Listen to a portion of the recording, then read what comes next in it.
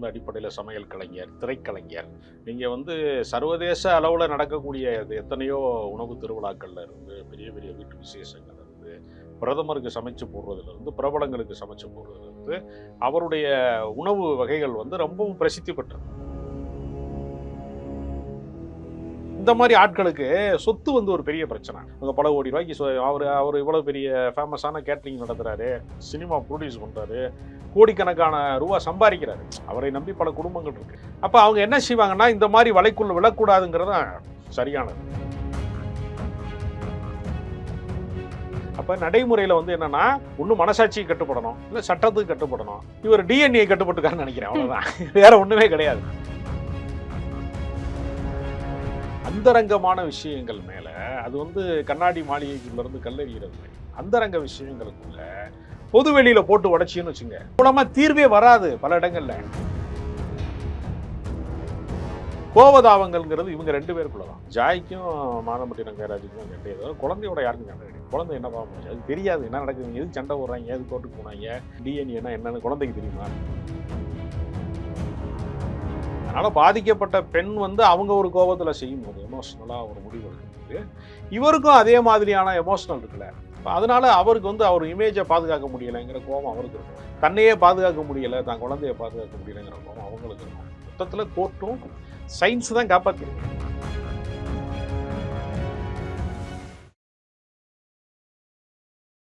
போர்வைக்கால அட்டகாச audio offer start ஆகிருச்சு. போர்வைக்கால பொருட்கள் வாங்கி 1 கோடி மதிப்புள்ள கிஃப்ட்ஸ் வின் பண்ண வாய்ப்பை பெறுங்க.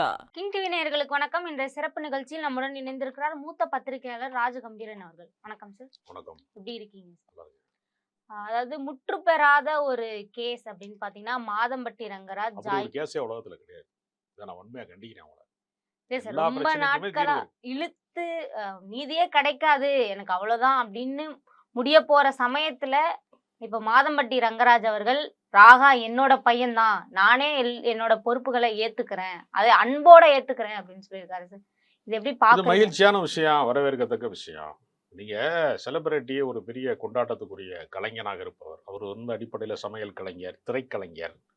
நீங்க வந்து சர்வதேச அளவில் நடக்கக்கூடிய எத்தனையோ உணவு திருவிழாக்கள்ல இருந்து பெரிய பெரிய வீட்டு விசேஷங்கள்ல இருந்து பிரதமருக்கு சமைச்சு போடுறதுலேருந்து பிரபலங்களுக்கு சமைச்சு போடுறதுலேருந்து அவருடைய உணவு வகைகள் வந்து ரொம்பவும் பிரசித்தி பெற்றது. நான் கூட சமீபத்தில் வந்து கோயம்புத்தூருக்கு வந்து ஒரு மிகப்பெரிய தொழில் அதிபர் என்னுடைய எல்லா திருமண விழாவிற்கு போகிற போது அவங்க சொன்னாங்க, இது வந்து மாதம்பட்டி ரங்கராஜோட கேட்ரிங்க. இப்போ சமீபத்தில் பார்த்தீங்கன்னா ஒரு திரைப்படத்தில் கூட வெளிநாட்டிலேருந்து வர்றவன், டேய் சாப்பாடை மிஸ் பண்ணிடாதடா, இது மாதம்பட்டி ரங்கராஜ் கேட்ரிங்கடா அப்படின்னு சொல்லி டைலாகே வச்சுருக்காங்க இதயம் முரளி படத்தில். அப்போ அந்த அளவிற்கு வந்து ஒரு பிரசித்தி பெற்ற ஒரு கலைஞர். எப்பவுமே வெற்றி பெற்றவர்கள் மீது பல பேர் விரும்பக்கூடிய இடத்துல வெற்றி பெற்றவங்க இருக்கிறாங்க. இப்போ இந்த ஆடை வடிவமைப்பாளர் அவங்க வந்து ஜாய் வந்து அவரோட நட்பா காதலா மாறியிருக்காங்க. அவரு திருமணம் ஆனவர், அதுதான் அவருக்கு அடிப்படை பிரச்சனை. திருமணம் ஆகாத ஒரு ஆண் அப்படிங்கிறது வேற. ஏன்னா ஒரு ஒரு ஆண் பெண் உறவில் எந்த எல்லையில் வந்து நட்பாக இருக்காங்களா, காதலாக இருக்காங்களா, ஒன்றா லிவின்ல இருக்காங்களா, எந்த எல்லை வரைக்கும் அவங்க வாழ்க்கையோட வருவாங்க அப்படின்னு நம்ம சொல்ல முடியாது. இது 2 ஆணுக்கும் பொருந்தும், பெண்ணுக்கும் பொருந்தும். இப்போ எத்தனையோ பெண்களும் இந்த மாதிரி பிரேக்கப் பண்ணிட்டு வாழ்க்கையில் பாதி வழியில் வந்து இவன் சரியாக வர மாட்டேன் எனக்கு டிவோர்ஸ் பண்ணிட்டு, ஆமாம், அதாவது கல்யாணம் ஆனவங்க டைவர்ஸ் பண்ணுவாங்க, காதலிக்கிறவங்க பிரேக்கப் பண்ணுவாங்க. பிரிவு என்பது பல வடிவத்தில் வரும். இப்போ நம்ம கல்யாணங்கிறது என்ன, சட்டப்பூர்வமான ஒரு ஏற்பாடு. ரெஜிஸ்ட்ரேஷன் பண்ணுறது மூலமாக சட்டப்பூர்வமாக கணவன் மனைவி அப்படின்னு உலகத்துக்கு அறிவிக்கிறது. ஊரை கூட்டி சோறு போட்டு எல்லாருக்கும் முன்னாடியும் தாலி கட்டுறது எதுக்காக அப்படின்னா, இந்த பொண்ணோட இவன் வந்து இந்த வாழ்க்கையை தொடங்குறான் அப்படிங்கிறது இந்த 2 பேரும், இந்த உலகமே சாட்சி, அந்த ஊரே சாட்சி, உறவினரே சாட்சி, சொந்த பந்தம், ஜாதிக்காரன், சொந்தக்காரன், படிச்சவன், கூட இருக்கிறேன், ஆனாலும் ரகசிய திருமணங்கள் நடந்துட்டாரு. இல்ல, அதாவது மனித மனம் வந்து யார் மீது காதல் கொள்வார்கள், யார் மீது அன்பு கொள்வார்கள். ஏன்னா விரும்பி ரசிச்சு நேசிச்சு 8 வருஷம் லவ் பண்ணி கல்யாணம் பண்ணி ஒன்றா வாழ முடியல, திருமணம் ஆன பின்னாடி ரொம்ப டார்ச்சராக இருக்குது அப்படின்னு டைவர்ஸ் பண்ணிக்கிறான். பல வருடங்களாக காதலிச்சு கல்யாணம் பண்ணுறவனே அசலான முகத்தை அவனால் காதலிக்கும் போது கண்டுபிடிக்க முடியல. அப்போ அதே மாதிரி தான் குடும்பம் நடத்துகிறவன் பல பேர் வந்து பல விதமான டார்ச்சரில் இருப்பான். அப்போ வந்து ஒரு பெண் வந்து ஒரு தொடக்கத்தில் இருக்கக்கூடிய அந்த நேசம், அந்த அன்பு, அந்த தாம்பத்திய அந்த தேனிலவு காலம் அப்படிங்கிறது வாழ்நாள் பூரா நீடிக்கிற ஒரு காலகட்டம் அல்ல. அதனால இவருக்கு ஒரு திருமணம் தாண்டிய ஒரு பந்தமாக இது இருக்கிறதுனால இப்போ முதல் மனைவிக்கு பதில் சொல்லணும்ல. கண்டிப்பா. ஏன்னா இந்த மாதிரி ஆட்களுக்கு சொத்து வந்து ஒரு பெரிய பிரச்சனை. அவங்க பல கோடி ரூபாய்க்கு அவர் இவ்வளவு பெரிய ஃபேமஸான கேட்டரிங் நடத்துறாரு, சினிமா ப்ரொடியூஸ் பண்றாரு, கோடிக்கணக்கான ரூபா சம்பாதிக்கிறாரு. அவரை நம்பி பல குடும்பங்கள் இருக்கு. அப்ப அவங்க என்ன செய்வாங்கன்னா, இந்த மாதிரி வலைக்குள்ள விழக்கூடாதுங்கிறது தான் சரியானது. அப்படி ஒரு வாய்ப்பு கிடைக்குதே, இப்படி ஒரு ஒரு ஒரு திருமணம் இல்லை தாண்டிய ஒரு பந்தம் கிடைக்குதே அப்படிங்கிறப்ப அதில் போய் சிக்கிடுறாங்க சில பேர். அப்போ நீங்கள் இன்னைக்கு வந்து ஒரு அறிவியல் யுகமாக இருக்கிற காரணத்தினால இந்த டிஎன்ஏ சோதனைன்னு ஒன்று இல்லைன்னு வச்சுக்கோங்க, என்ன செய்ய முடியும், எப்படி நிரூபிக்க முடியும்? அப்புறம் வந்து வானமே சாட்சி, அந்த நிலா சாட்சி, வந்து கடவுள் தான் சாட்சி, 30 முக்கோடி தேவர்கள் தான் சாட்சினா அவங்கெல்லாம் கோர்ட்டுக்கு வருவாங்களா? 30 முக்கோடி வரமாட்டாங்க. தேவரையும் கோர்ட்டுக்கு வாங்க, அதில் ஒரு ஆளாவது அனுப்பிச்சி விடுங்கப்பா, 30 கோடி தேவர் வச்சிருக்கீங்கல்ல, ஒரு ஆளையாவது அனுப்பிச்சி விடுங்கப்பா சாட்சினா வருவாங்களான்னா வரமாட்டாங்க. அப்போ நடைமுறையில் வந்து என்னன்னா, ஒன்று மனசாட்சிக்கு கட்டுப்படணும், இல்லை சட்டத்துக்கு கட்டுப்படணும். இவர் டிஎன்ஏ கட்டுப்பட்டுக்காருன்னு நினைக்கிறேன், அவ்வளோதான். வேற ஒன்றுமே கிடையாது. எல்லாரும் கேட்கக்கூடிய கேள்வி என்னன்னா, இவ்வளவு பிரச்சனை வந்ததுக்கு அப்புறம் ஏன் மகனா ஏத்துக்கணும்? டிஎன்ஏவுக்கு முன்னாடியே கூட கோர்ட்டுக்கு போய் பேசினாங்க, அப்ப கூட ஒத்துக்கிட்டு இருந்திருக்கலாம். டிஎன்ஏ வந்ததுக்கு அப்புறம் ஏன் ஒத்துக்கணும்னு கேக்குறாங்க. இல்லை அவரு எப்படியாவது வந்து இதை வந்து அந்த அந்த வலைக்குள் சிக்காமல் தப்பிச்சிடலாம். அதாவது 2 ஈகோ இருக்கு. அவரை பொது வெளியில வந்து வெளிப்படுத்தினது இருக்குல்ல, அவர் என் கூட இருந்தாரு, என்னை கைவிட்டாரு, என் கூட வாழ்ந்தாரு அப்படின்னு சொல்றது இருக்கு இல்லையா, அது வந்து பொது வெளியில அவருடைய இமேஜை டேமேஜ் பண்ணதுனால இருக்கிற கோபமாவும் இருக்க வாய்ப்பு இருக்கு. ஏமாற்றனால தானே சார் வெளியில வராங்க. இல்ல அதாவது பேசி தீர்த்து இருந்தா இவ்வளவு பெரிய பிரச்சனையே ஆயிருக்காது இல்ல இல்லையா? அதாவது எப்படின்னா, விரும்புகிற போது ஒருத்தருடைய அசலான குணங்கள் என்ன அப்படிங்கிறது தெரியாது. விருப்பம் வெளிப்படாத போதுதான், ஒருத்தரோட நமக்கு கருத்து முரண்பாடு வரும்போது தான் அவர் எப்படி ரியாக்ட் பண்ணுவாருங்கிறது நமக்கு தெரியும். இது ஆண் பெண் உறவிலையும் உள்ளதுதான் அது.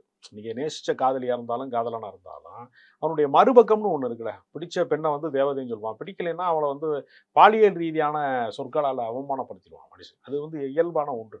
அப்ப நீங்க வந்து பொது வெளியில அவருடைய இமேஜை வந்து உடைச்சது இருக்கு இல்லையா, அதுல அவருக்கு ஒரு ஆத்திரம் கோபம் இருக்கும். இப்ப நீங்க எல்லா விஷயங்களுமே நீங்க பஞ்சாயத்து பண்ணி இது வரைக்கும் யாரையாவது ஜெயிக்க முடிஞ்சிருக்கா? பல விஷயங்கள் வந்திருக்கு. இப்போ நீங்கள் வந்து திடீர்னு போய் பாடலாசிரியராக இருக்கிற தாமரை போய் நான் உண்ணாவிரதம் இருக்கிறேன் அப்படின்லாம் போய் ஒரு ரோட்டில் போய் உட்காந்தாங்க. அது தீர்வுக்கு வந்துச்சு. அது தீர்வுக்கே வரல.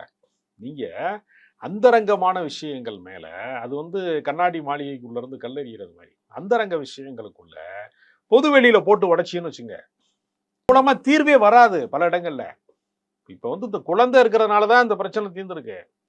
டிஎன்ஏனால தான் இந்த பிரச்சனை தீர்ந்துருக்கு. நீங்கள் நார்மலாக வந்து பொது வெளியில் ஒருத்தர் மேலே ஒருத்தர் குற்றச்சாட்டு சொன்னாங்கன்னா அங்கே அன்புக்கு இல்லை இடம் இல்லாமல் போயிடும், காதலுக்கு இடம் இல்லாமல் போயிடும், விருப்பத்துக்கு இடம் இல்லாமல் போயிடும்.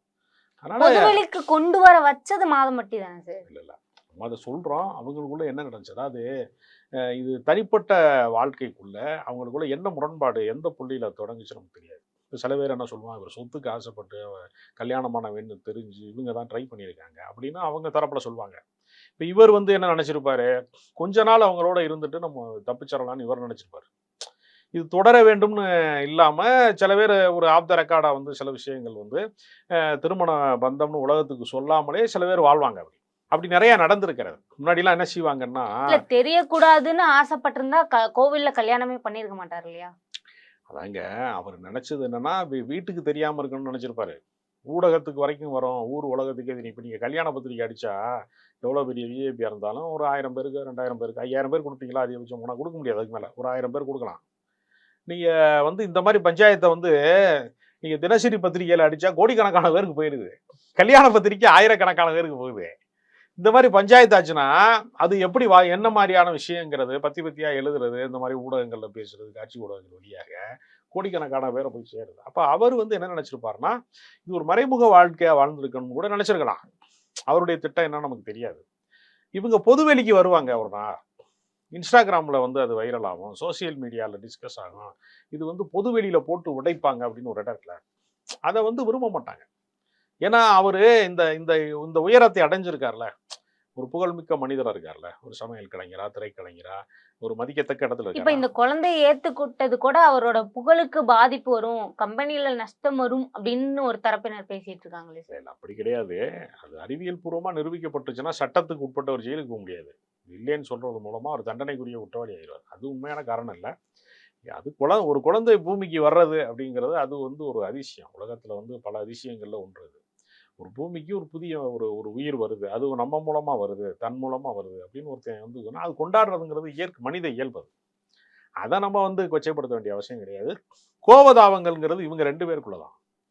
ஜாய்க்கும் மாதம்பட்டி ரங்கராஜுக்கும் தான் சண்டையை தவிர குழந்தையோட யாருக்கும் சண்டை கிடையாது. குழந்தை என்ன பாவம் பண்ணுச்சு? அதுக்கு தெரியாது என்ன நடக்குது, எதுக்கு சண்டை போடுறாங்க, எது கோர்ட்டுக்கு போனாங்க, டிஎன்ஏன்னா என்னன்னு குழந்தைக்கு தெரியுமா? தெரியாது. அதுக்கு தெரியாது. அதனால அதையும் இதையும் நம்ம வந்து குழப்ப வேண்டிய அவசியம் இல்லை.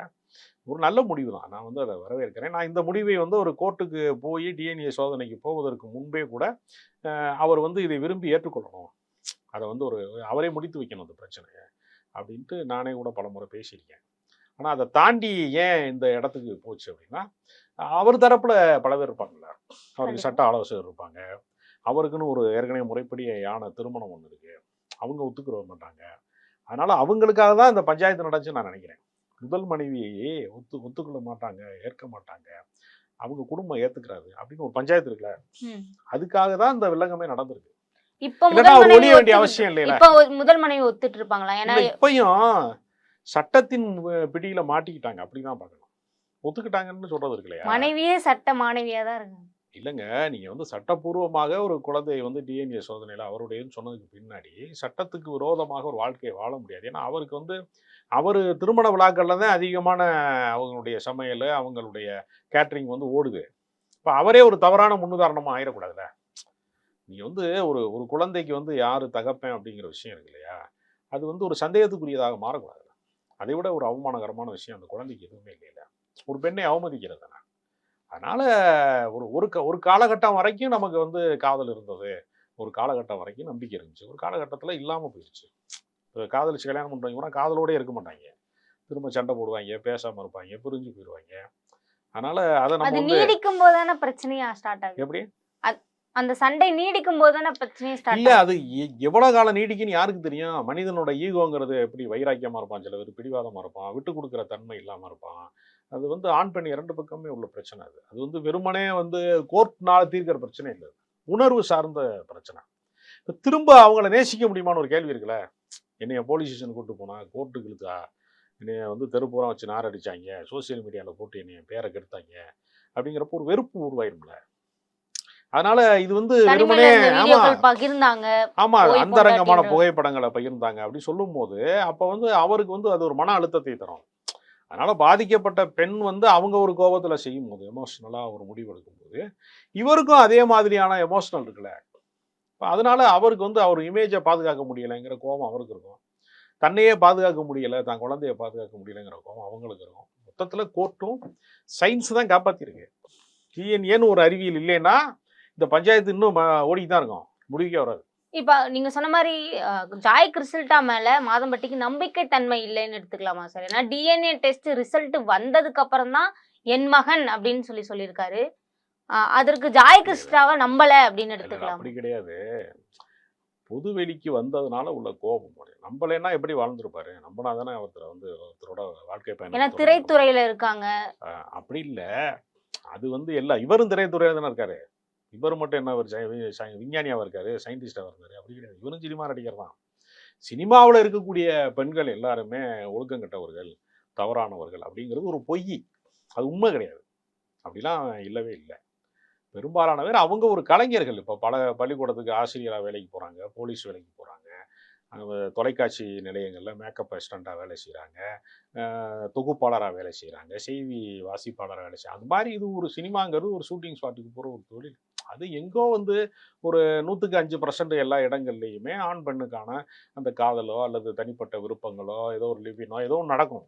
அது எல்லா துறைகளையும் நடக்கும், ஐடி துறையில் நடக்கும், டாக்டராக இருக்கிறவங்ககிட்ட நடக்கும், எல்லா இடத்துலையுமே அது 1-2 தவறுகள் நடக்கும். அதனால அந்த துறையே அப்படிப்பட்டதுன்னு சொல்ல முடியுமா?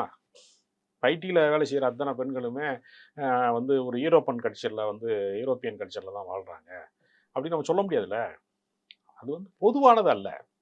ஒவ்வொரு மனிதனும் தனித்தனி, ஒவ்வொரு மனிதனுடைய குணாதிசயம் தனித்தனி, கைரேகை தனித்தனி, விருப்பங்கள் தனித்தனி, எல்லாத்துலேயுமே அவன் மனிதன் வந்து வேறுபட்டவன். அதனால் பொதுவாக சினிமாவில் இருக்கிற பெண்கள் எல்லாருமே தப்பானவங்க அப்படின்னு சொல்கிற பொது புத்தி இருக்குல்ல, அது தவறானது. அது சினிமாவில் வேலை செய்கிறவங்களுக்கு வராது. சினிமாவில் வேலை செய்யாதவங்க, வெளியில் இருக்கிறவங்க தான் அந்த கிசுகிசுலாம் நம்புகிறாங்க.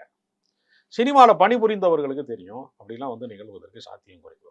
இப்போ ஃபைனலா கோர்ட் முடிவு பண்ணாலும் கூட திரும்பியும் அவங்க அதே அந்யுன்யத்தோட அந்த குழந்தைய வளர்ப்பாங்களா சார்? ஆமாம், அதில் ஒன்றும் சந்தேகமே கிடையாது. அவர் அந்த குழந்தைக்காக நான் வாழ்றேன்னு அவர் சொல்லிட்டாரு. அவர் ஒரு அன்பான மனிதர் அவர். அதனால வந்து அப்படிலாம் இருக்க வாய்ப்பில்லை. ஈகோங்கிறது இவங்க 2 பேருக்கு தான், குழந்தை மேல கிடையாது. அதனால இந்த பிரச்சனையை நீட்டிக்க அவங்க விரும்ப மாட்டாங்க. ஏன்னா இன்னொரு முறை பேர் கெடுறது, இன்னொரு முறை வந்து பஞ்சாயத்து ஆகிறது, இன்னொரு முறை போலீஸ் கேஸ் ஆகிறது, இன்னொரு முறை வந்து தகராறு பண்றது. அதெல்லாம் எல்லா விஷயமே அது முடிவுக்கு வந்துரும். இப்ப நீங்க நடிகர் வந்து ரவி மோகனா இருக்கட்டும், எல்லாத்துக்குமே அந்த பிரச்சனைக்கு முடிவு வருதுல்ல. ஒரு கட்டத்துக்கு மேல வந்து அந்த விருப்பு வெறுப்புங்கிறது வந்து ஒரு கட்டத்துல நின்றும். அதனால அத பற்றி இனிமேல் வந்து பேச வேண்டாம் அப்படிங்கிற இடத்த நோக்கி அவங்க நகர்ந்துருவாங்க. இன் ஃபியூச்சர்ல ஸ்ருதி வந்து கேஸ் போடுறதுக்கான வாய்ப்புகள் வருமா சார்? ஏன்னா சொத்து பங்கீடுல கண்டிப்பா அவர் பாத்துக்கிறேன்னு தான் சொல்லியிருக்காரு. அவரோட பங்கு அங்க போகுமான்ற ஒரு கேள்வி இருக்குல்ல. இல்லை, அதெல்லாம் ஒரு பிரச்சனையும் வராது. அவர் தொடர்ந்து வந்து அவர் வெற்றிகரமான சம்பாத்தியத்துக்குரியவரா இருக்கிறாரு. அதனால அவருக்கு எல்லாத்துக்குமே செட்டில்மெண்ட் பண்ணிருவாங்க. அதுக்கான எந்த வாய்ப்புமே இல்ல. தொடர்ந்து பேசுவோம் சார். இதுவரை எங்களுடன் பல்வேறு கருத்துக்களை பகிர்ந்தமைக்கு நன்றி. போர்வைக்கால அட்டகாச ஆடியோ ஆஃபர் ஸ்டார்ட் ஆகிருச்சு. போர்வைக்கால பொருட்கள் வாங்கி 1 கோடி மதிப்புள்ள கிஃப்ட்ஸ் வின் பண்ண வாய்ப்பை பெறுங்க.